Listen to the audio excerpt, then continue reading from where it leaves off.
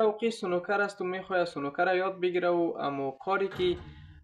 یه آدم میکنه میخواد که امو کار یه هم تعقیب بکنه و یاد بگیره. بالاخره این مردکه متوجه میشه که یه هم تعقیب داره مرا و چوبش درست میگیره و زمانی که خودش خواب میشه و این بچه هم از او تقلید میکنه با اون مناسبت خواب میشه که مم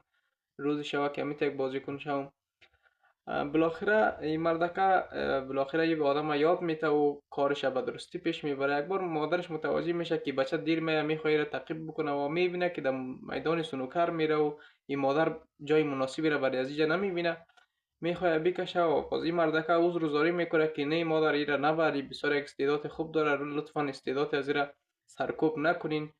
ما براتون قول میتم که یک بازیکن عالی میشه. بالاخره که تیمای خیلی بالا و استاندارد تیمو بازی میکنه و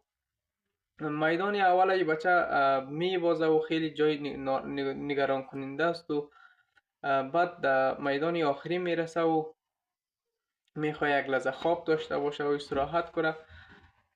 دوباره همو توبه میگیره و بازی را برنده میشه و امو کمپ